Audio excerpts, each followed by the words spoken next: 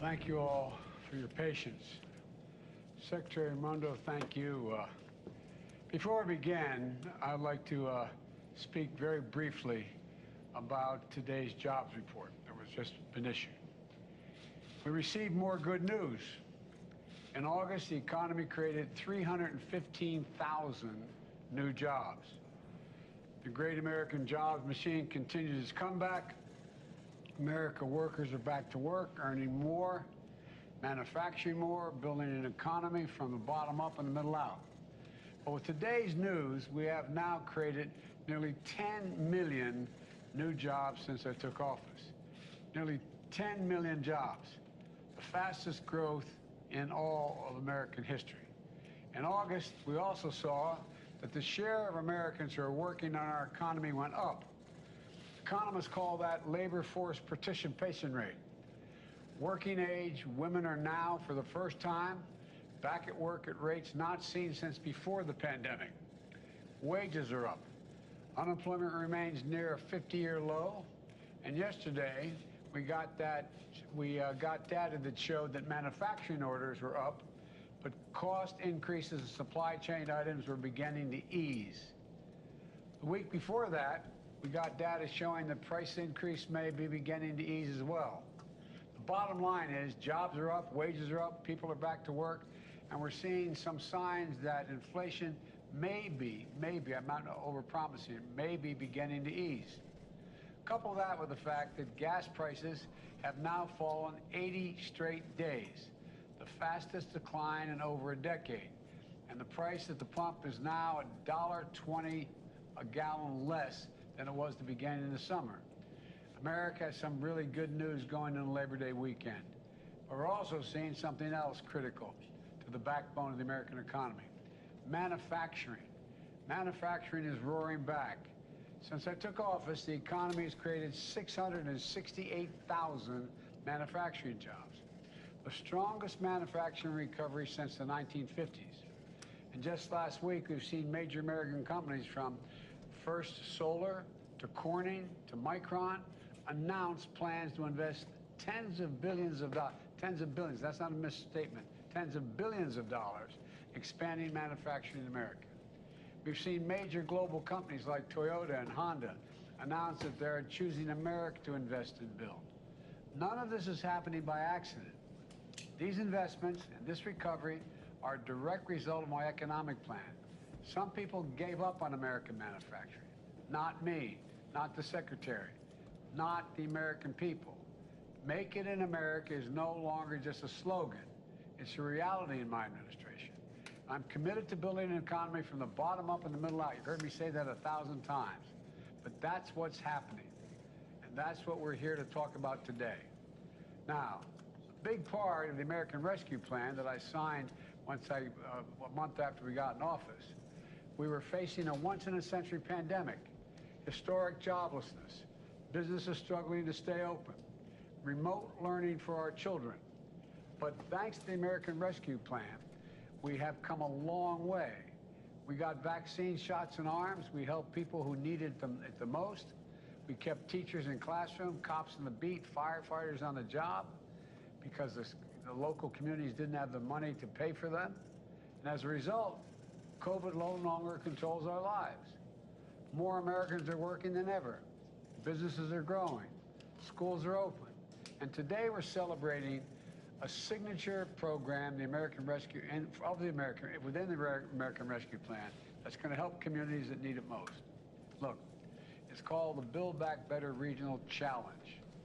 It's centered around a vision that as our economy recovers and modernizes, as science and technologies accelerate and change the nature of how we manufacture, we want workers and small businesses leading this transition, making sure they're a part of it, not just being shunted aside. Instead of fearing that the transition is going to leave them behind, we're going to help them get retrained and many other things. And think of the 55-year-old small businessman who's been making a single screw, this is literally true, for a combustible engine for cars for decades. He and his workers are worried. Why? Because they're moving to high-tech electric vehicles. We're going to help them and their businesses with training and new technology to help them make parts for electric vehicles and lead the transition to a clean energy economy so they're not left behind. This is about investing in them, believing in them, helping them transition to a new world. They can do these jobs, just like they did the ones they had before. This is about jobs in their communities, for them, not having to leave or not having to go on unemployment. As new enterprises are created in the communities, they shouldn't have to leave. They should be the ones to be able to fill in for those jobs.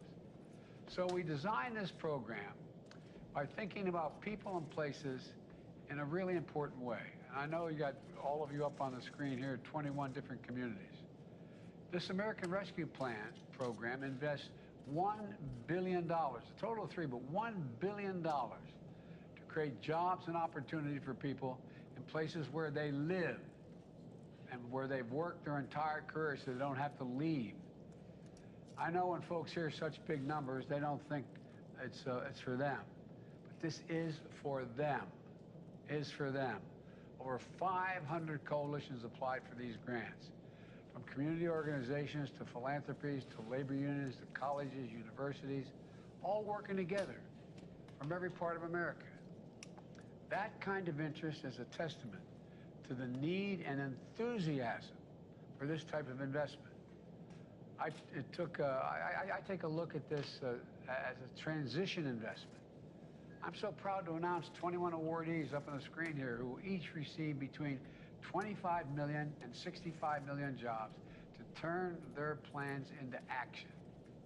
As Secretary Raimondo just said, and I guess I wasn't supposed to start this off, was I? Come to think of it. All of a sudden it dawned on me I was supposed to let her speak first. But estimate these projects are going to result in 100,000 jobs created or saved, over $7 billion in additional private sector investment in these 21 communities. We want you to continue having good jobs in your communities so you don't have to leave, so your people in your communities aren't displaced. The winners are all here up on the screen, and they're going to empower communities in Pennsylvania, West Virginia. Joe, is that you? Is that Joe Manchin I see? I'm right here with you. Hey, Joe, good to see you, man. Thanks for what you're doing. Matter of fact, you're one of the guys that started this idea with me, what you're talking about needed to happen in West Virginia. But anyway, they're going to empower communities in Pennsylvania, West Virginia, Louisiana to lead our nation's transition to clean energy. They're going to empower small manufacturers in Michigan, Kansas, North Carolina, El Paso, Texas, helping them modernize and become part of a supply chain for cutting-edge technologies, advanced manufacturing, biotechnology, aerospace. They're going to empower agricultural workers in Fresno, California, and women in St. Louis, Missouri, pursuing manufacturing careers through quality job training and apprenticeships that lead to good-paying jobs. They're going to support entrepreneurships and small business creation from Native American communities in Montana and to Tulsa's Greenwood neighborhood, once known as the Black Wall Street that I visited on the 100th anniversary of the Tulsa Race Massacre. Together, these projects are going to uplift underserved communities and include them as key parts of America's economic recovery for the 21st century. We're putting people who have been left behind in the past or couldn't have been lifted out of anything before. They're going to be part of this recovery. They're going to be the ones who are going to be leading the way here. They're going to be the ones getting retrained for these jobs. Take the project in Georgia. I recently signed a number of laws that are going to bring manufacturing jobs back to America and make sure the future is made in America. Think of everything from electric vehicles to semiconductor chips.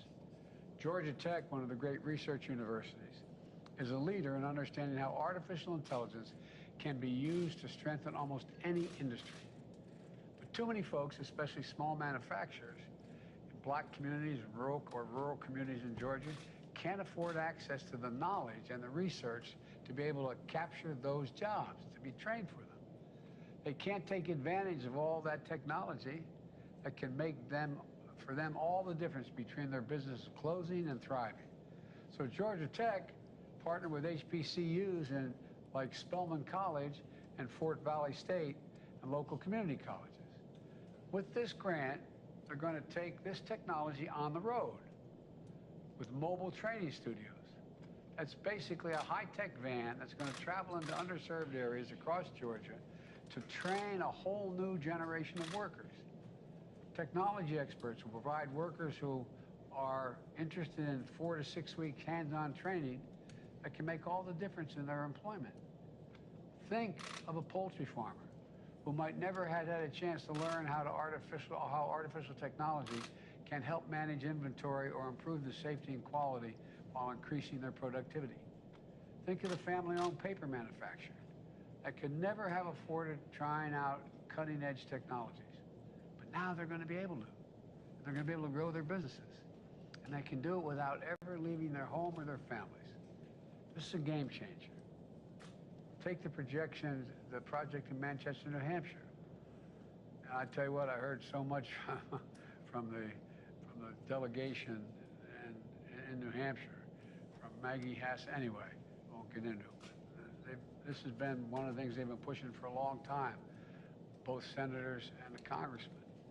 Their goal is nothing short of becoming a global epicenter for the next generation of advanced medicine. But to do it, they need world-class labs for clinical trials that will attract the most innovative biomedicine companies to locate and create jobs in New Hampshire. I have to say that Senator Hassan and Shaheen and Congressman Pappas, I hear you, I hear you, I hear you. I know you've been talking about this a long time. We've finally gotten it. And they're going to need to bring struggling communities along in the process. Because of this grant, Manchester is going to revitalize what was once one of the largest cotton textile plants in the world.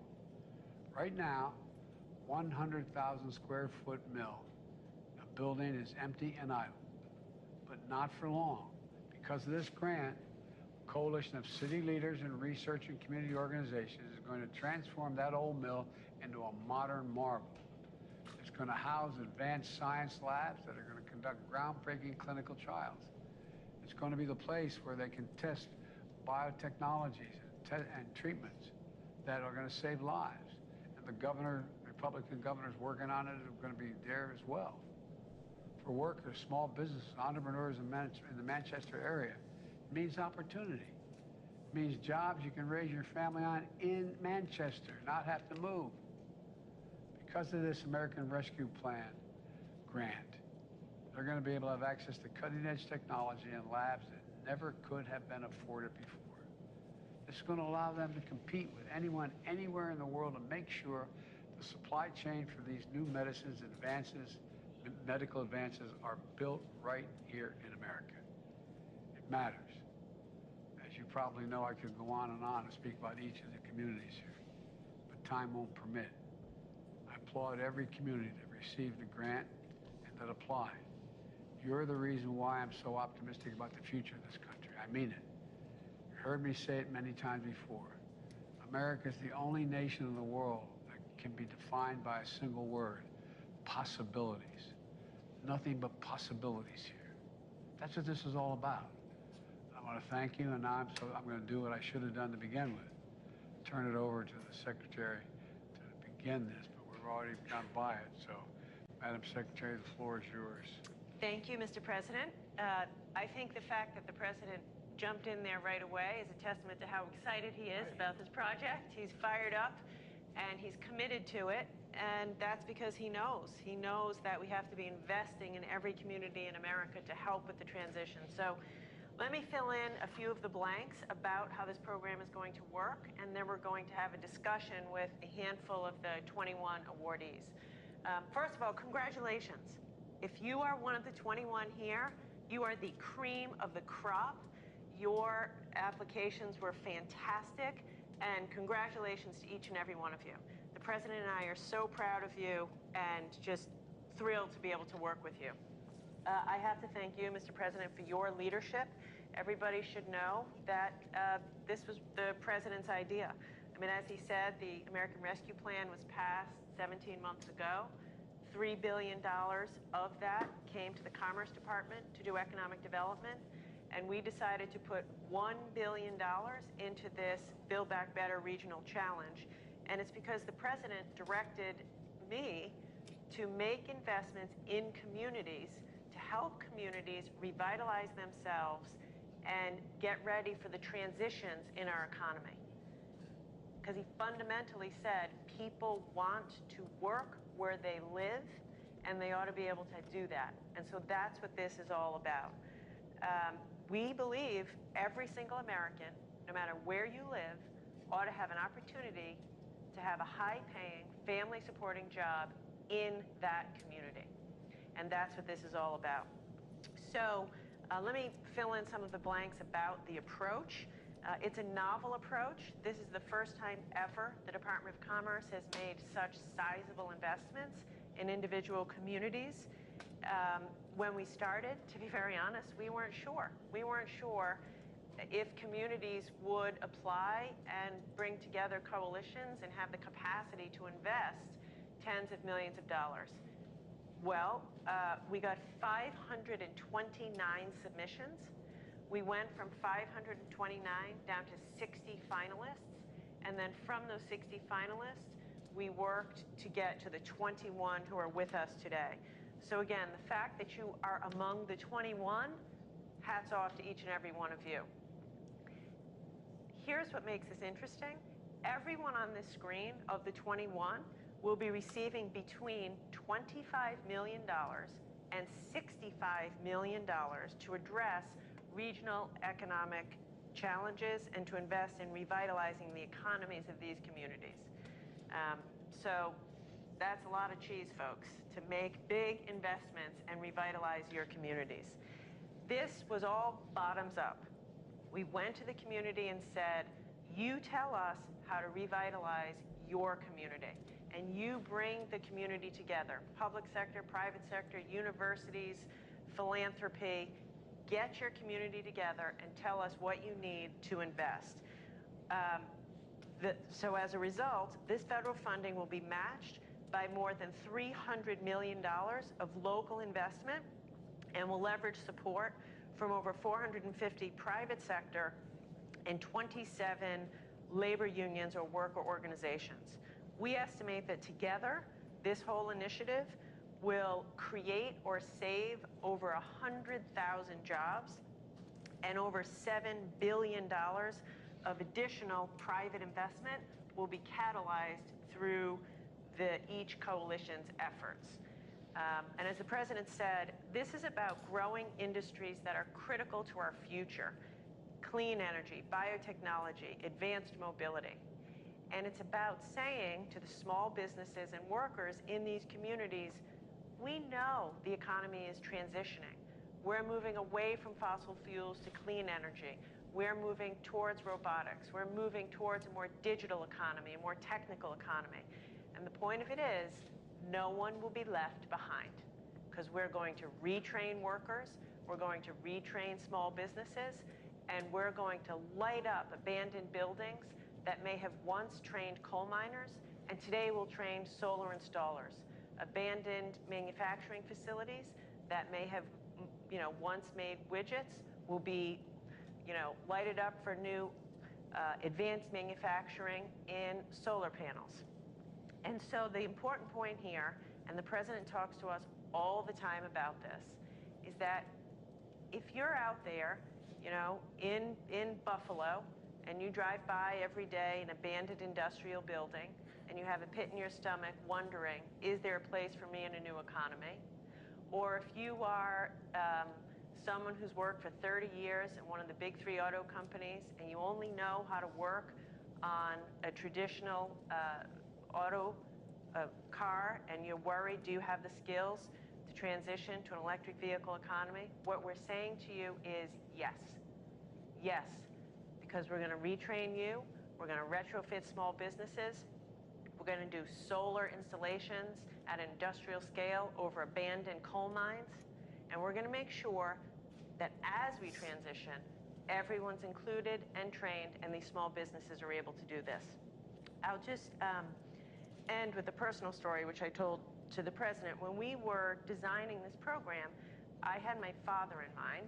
My father, once upon a time, Rhode Island, where I'm from, was the jewelry manufacturing capital of the world. Everywhere you looked, jewelry manufacturing. Low skill, but it was a good job. My dad had one of those jobs, a bull of a watch, until he was 56 years old, and his job and all the other jobs went to China. And he would so often say to us, Gina, we were just left behind. We weren't retrained. He wanted to work. He could work. And he said, our leaders left us behind. So what this is about is President Biden is committed to folks who have that anxiety, who've worked in old line manufacturing, who've worked in the coal industry, who've worked in traditional combustion engine vehicles, and they're feeling anxious, and we're saying, we are going to be there for you to make sure you're not left behind or left out, and we're going to make investments in your community so you can work in the community where you and your family live. So we're excited, and quite honestly, I'm just very lucky that I get to work for a boss who gets this, because he gets it. And every time we brief him, he says, Secretary, don't tell me how much money we're spending. Tell me, what are we doing for the people of America? And that's why this is so exciting. So with that, we want to hear from you. Now, as the President said, if we had the time, we'd like to hear from every single one of you, because every one of you has put together a phenomenal application, but we don't have the time. So we're just going to hear from a couple of you and hope to have a free-flowing discussion. And I want to begin by calling on the Detroit Regional Partnership Foundation. Congratulations. You all are receiving $52.2 million, which is incredible. We'd like to hear from you, and I'd like to call on Maureen. Just tell us a little bit about how are you going to invest the $52 million? What are the projects you're doing, and what does this mean for the small businesses in the supply chain in Detroit's auto manufacturing industry? Good morning. Thank you, Madam Secretary, and good morning, Mr. President. We are thrilled to join you here today from Detroit, the global epicenter of mobility. I want to introduce two of our partners who are with me today. Quentin Messer Jr., who is the CEO of the Michigan Economic Development Corporation, Ned Stabler, who is the CEO of Techtown Detroit. In addition, we have a large group of over 140 partners who are joining us virtually and who work together for this successful application. We're honored that the EDA has recognized that the Detroit region is leading the transformation from internal combustion engine to electric vehicle. The Global Epicenter of Mobility, or GEM, is Detroit's answer to the Build Back Better regional challenge. Through an inclusive and equitable lens, GEM will help the Detroit region redefine every aspect of mobility, from the cutting-edge technology that moves people and goods to creating new quality jobs and readying new sites for business. We are building an inclusive, prosperous 21st century with your help. GEM's vision is to accelerate economic growth by building on the region's unrivaled mobility assets. It will create a smart, secure, sustainable, and inclusive advanced mobility industry, starting with the transition to next generation electric, autonomous, and fully connected vehicles. This grant will fund 6 unique projects that will help the region and country maintain its global automotive leadership. GEM will support workers, startup businesses, and small to medium-sized companies as they adapt to new high-tech advanced mobility industry. Led by one of the most diverse regions in the United States, GEM offers the opportunity to create a national model for equitable economic growth. We are ready to help secure the nation's advanced mobility leadership for generations to come. Thank you again. We welcome any questions, and we also want to invite you, Mr. President and Madam Secretary, in 2 weeks to join us in Detroit at the North American International Auto Show, where we can show you in person how we are leading the way. I'll be there. Awesome. I'm a car guy, Yeah. as you kind of noticed. Hey, look, I drive the cabinet crazy and my staff crazy by asking them to give concrete examples that if you walked up to somebody in a corner and said it, they could completely understand it. One of the things that this is pure Biden, I believe, and I've been saying for some time, that the next 10 to 15 years, more is going to change in terms of technology and innovation than has happened in the last 75 years. I mean that sincerely. Things are going to change so rapidly. That's good if we're going to compete in the world, but also it's scary as hell for somebody who, like we were talking on the way over to this building about how there's hundreds of small companies supplying small parts to internal combustion engines. And you were giving me an example, Madam Secretary, of a bolt one company provides. That is not going to be useful in an electric vehicle. And so what we're going to do is train that company, the ownership of that company, what parts they can contribute to make that vehicle. And I'll give you a concrete example. Remember, we're having the great difficulty, we still have some difficulty in the supply chain of items coming from Asia. And the shipping, the vast majority of it comes through the ports in San Diego and Los Angeles, in those ports. And the ports are asking for help all across the country for new technologies, new cranes, new movements, more robotics. I said, okay, we'll do it on one condition, that the people you have on the job now at the port are the people you train. You give them the opportunity to man the new machinery. Not a joke.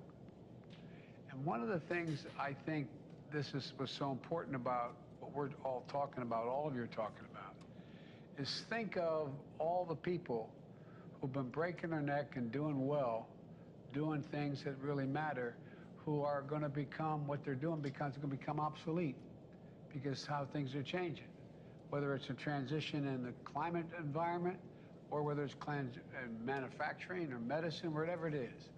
And so when you say we're going to provide in-depth assessment and assistance to 65 firms through a supply chain transformation center, that can sound pretty abstract to a lot of people. Give me an example of what you really mean, what this will really mean for a company and its workers in this supply chain transformation center. What are you talking about?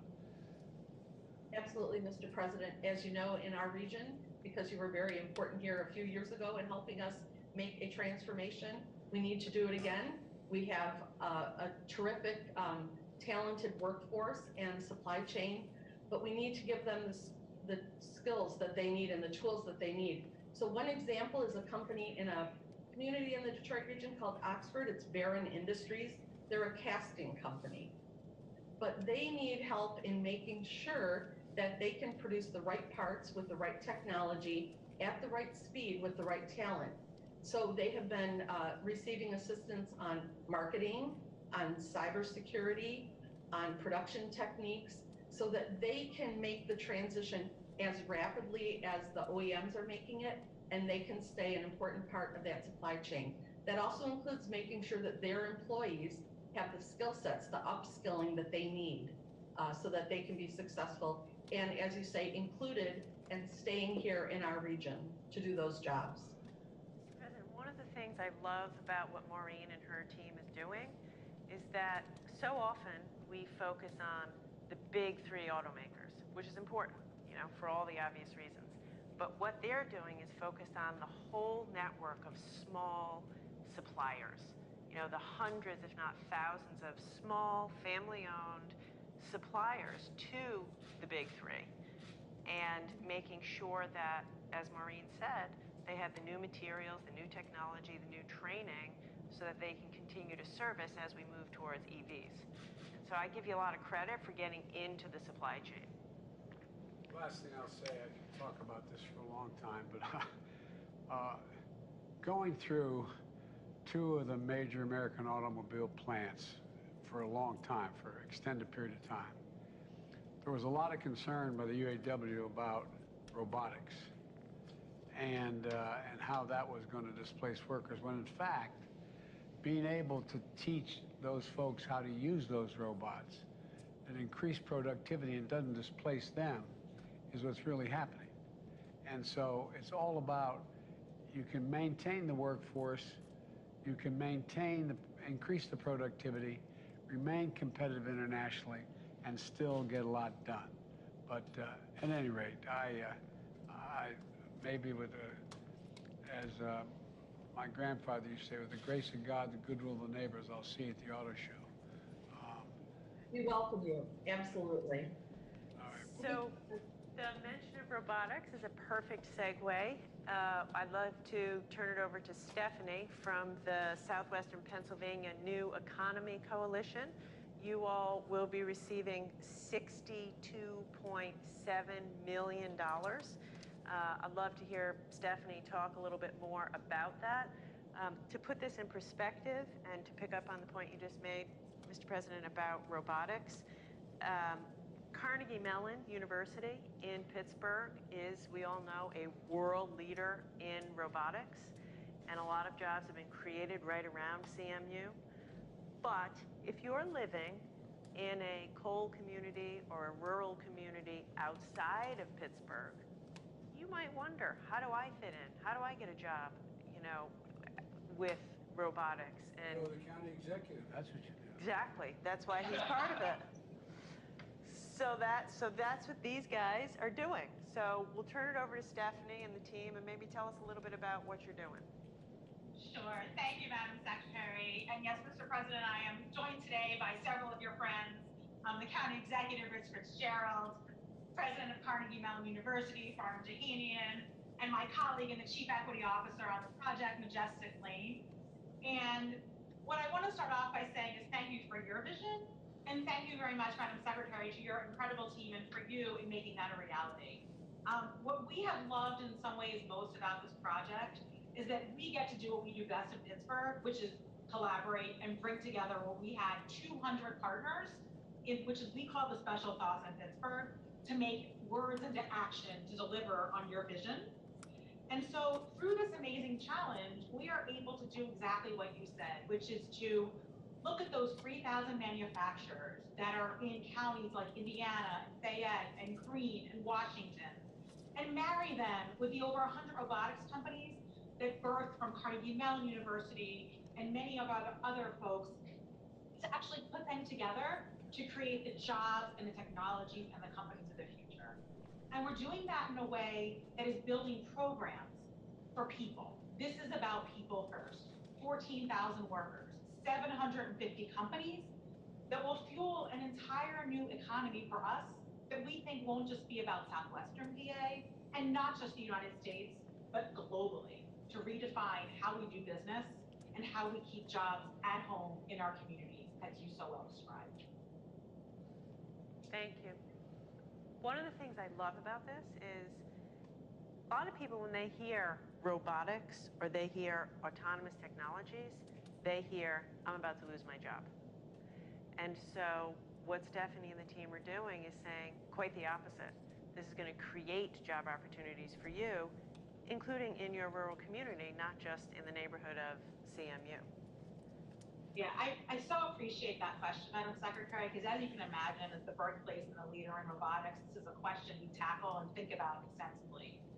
And I can start by telling you the data, which is we know that for every one job that may be displaced with robotics technology in a company, it's creating at least 1.5 and sometimes more. But what's even more important, and that we understand, is for the companies that are actually growing and scaling in our midst, those 100 companies I talked about, many of them have upwards of 1,000 employees right now. And those are middle skill jobs. Those are jobs where people are tinkering and building sensors and using the skills that you described, like your father had. And that's exactly what we're trying to do here today. And we're doing it across industries like energy, like agriculture, like healthcare. This is an incredible broad-based opportunity. And what we even know more is when we talk to those workers, they are more fulfilled. They are actually enjoying their ability to use their creative skills to customize sensors, to repair robots, to work in partnership with entrepreneurs in creating those actual technologies. It's a more fulfilling job. It's a higher wage job. It keeps them in communities, and it actually allows them to have family-sustaining jobs where they were born and where they want to stay. Mr. President, at Carnegie Mellon, I had the honor of you showing me around Carnegie Mellon. It's a great university for real. I'm not being solicitous. Are you working with smaller outfits like the community colleges in the region? And talk to me about the sort of coordination between a great national university like yours and a community college in a community. First of all, Mr. President, thank you very much for your leadership. It's good to be with you. There are two aspects of it that I want to highlight. On one hand, what we're trying to do is to bring robotics and automation to small and medium-sized enterprises. As you alluded to, the digital transformation is taking place, and it's really having a ripple effect across so many sectors of our economy. So we're bringing those technologies and know-how to agriculture, to construction, to energy, to healthcare, to manufacturing, mining, and transportation. So that element, bringing those skills and technologies to small and medium enterprises to make them more competitive is extremely important. It's extremely important for the nation because we live in a global world. So that's one element of it. The second element of it that you alluded to has to do with upskilling and reskilling the workforce. And in this case, we're working with community colleges, we're working on curriculum development, we're working on various ways that we can bring along the workers and retrain them and upskill them to be ready for these new jobs that are going to be created. It's extremely important to recognize that as we adapt these new technologies in small and medium enterprises, we have a workforce that's going to be ready to take those jobs. So the coordination with community colleges, with labor unions, especially in our core urban areas, and as Madam Secretary alluded to, in 11 counties that surround us is part of our mission and what we're committed to. Thank you again for the opportunity. Well, let me ask you, how's this going to play out on the political scene? As a county executive, what are you going to be able to tell folks about what's happening with this $62 million? Well, thank you, Mr. President.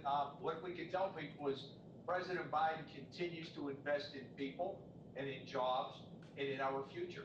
First of all, congratulations on another great jobs report. I mean, we shouldn't just go over that real quickly. 10 million jobs in your year and a half tenures is really unbelievable. And a lot of them have been created right here in southwestern Pennsylvania.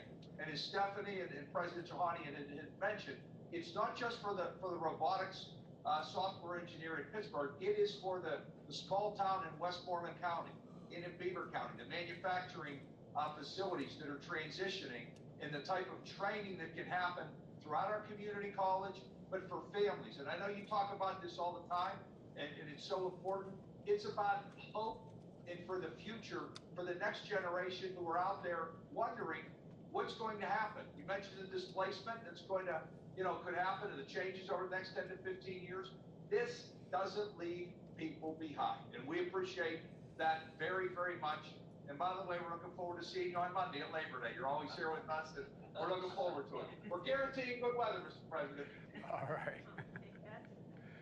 All right. Sir, do you have anything you'd like to add about what's going on in the community? Well, sure. I think what's important about this is, as you spoke to, Mr. President, often people think that robotics and AI are leaving people behind. But we're being really intentional, both demographically within our communities, people of color and women, and also in our rural communities about how do we connect people to inclusive career pathways, but also actually connecting them to business development opportunities in the robotics and AI industry, which traditionally they may not have had access to. So what we're really doing is being intentional about figuring out how do we make these connections and really making this an economy for all. So thank you, Mr. President. Well, one of the things, if I may, having been a significant consumer of healthcare and having family members who needed serious healthcare, one of the things that I think in the healthcare side, most docs will tell you that when people get a diagnosis that is very dire, they need really a navigator. They need someone to help them know when to go to what appointment, what the appointments are for, how to, just explain what's going on. It seems to me we need some navigators here. And I'm wondering how you're doing that. I mean, you have someone, let's say there's someone, we were doing this on a local Pittsburgh television station, and someone listening and saying, well, I'd like to get trained. I mean, how are you reaching out to the community? And do we have essentially, whatever they want to call them, navigators? Say, look, here's the way you can get into this. This is what you do. Or people going into those small businesses that are going to be eventually displaced because the technology is going to be surpassed, and say, this is what you, I mean, is there thought about that? Absolutely, Mr. President. Thank you for that question. And that really is the spirit of, as I was talking about earlier, our project and the way our partners are coming together. So we have 5 projects that are woven together, each with incredible organizations that know how to actually be on the ground. Most of our money is actually going out to neighborhoods and communities, so they can actually use the organizations that know their people, that know where the businesses are, that know where those individuals are that have to get into the jobs, where those people are that are ready for entrepreneurial opportunities. So for example, it starts with our manufacturing extension partnership. They know where those manufacturers are, and they understand their readiness to adopt technologies. They will come together in a manufacturing hub with entrepreneurs who can help de-risk the prototyping and creation of products that can actually be deployed. We also have our lead accelerator entity in the region that's creating a new model of startup factory with anchor maker spaces throughout the communities where we can identify opportunities to create new technologies that will be deployed into those companies. And taken all together, our workforce ecosystem, as Dr. Gina described, will actually be connected by a web of workforce boards and other community organizations, including labor unions and other, at the neighborhood level, who can then bring those curriculum partnerships, the workers to the table for those jobs. So we're really relying on, as I said, 200 entities and partners who know how to navigate and know where the businesses are and know where the people are to make sure we have a marriage and an alignment that can propel this opportunity. One of the things I'd raised, and I've not raised with the Secretary, but I've raised with you guys and everyone who's part of this grant effort, I think it's useful. Think about it. 25 years ago, 30 years ago, almost every high school had shop classes where you learned how to work with your hands, where you learned you could go and take carpentry or automobile, and you know, just to get a sense. I really think we should be talking, and I don't have a program, but I think we should be talking about a little bit about how we let high school students know how things are changing and what may be available down the road. And I know we're supposed to, I know I'm taking this longer than I should, but a guy who's been talking about transition for a long time with me has been Joe Manchin. He lives, breathes, and eats West Virginia. But Joe, how's this going to help, if it is, the West Virginia, the transition to a strengthened, not totally new, but a new economy? Yeah. Well, Mr. President, you and I have spoken many times about this when you first came into office, even when you was running at that time, about how West Virginians felt they were left behind. My wonderful state and all the great workers and the people in my state that worked hard and they're very proud. They've done the heavy lifting for years and years and years, and basically never complained. And as things started changing and transitioning, there was nothing left for them. 21 of our most affected counties are in southern West Virginia. This is based around that, and it's pumping into an area which is, we call it the Appalachian Climate Technology, or the ACT Now Coalition, which is led by Brandon Dennis, and Brandon's here with us, and he's done a tremendous job with his team and the Coalfield Development Corporation. It's basically reinventing, not just reinventing, but basically being able to meet the needs of the public as we transition and making sure that we can provide the services. That's what they've been doing for quite some time, and this announcement here and this rescue plan, the American Rescue Plan, continues to play benefits for West Virginia. But you know, also your co-chair of Appalachian Regional Commission, Gail Manchin, who I know very well, is very, very proud that Appalachia has gotten so much consideration and assistance. And you're the first person, Mr. President, and with your most capable secretary and our dear friend Gina, Raimondo, directing it to the people that need it the most. I think that's what we're here to say is thank you. These 21 counties have eight regional projects. I have with us here on the panel, I have my dear friend Amy Goodwin, chairman, she's a mayor of Charleston.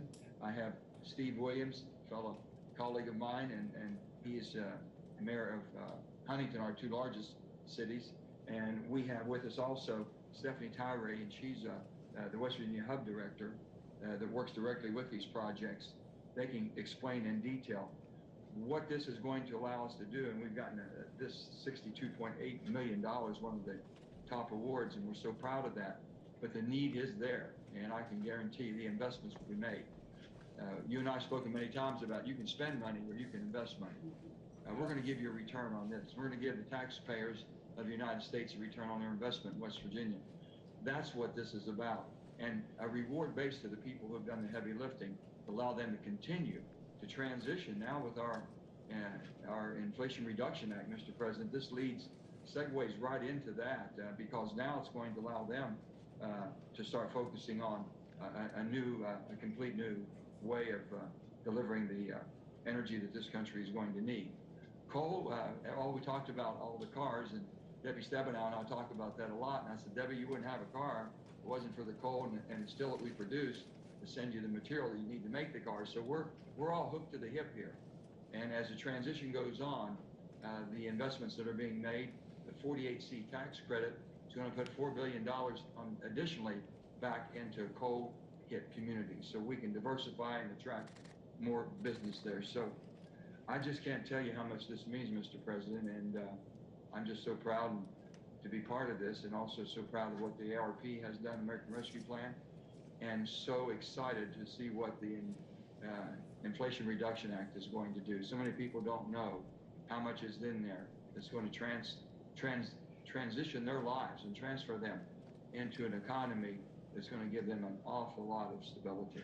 So we're very proud. Well, Joe, thanks. I'd love to talk to every one of you, but I'm getting a sign here. I better cut. They're going to have a I was afraid you're going to get the hook. But look, We could do this all day, but the point, let me conclude by saying this. This is not going to waste money, what we're talking about each year doing. It's going to grow the economies. It's going to keep us in a position where we are the most advanced economy in the world, and where we bring along the people who have made this country. You know, I joke, and I shouldn't get political, but let me put it this way.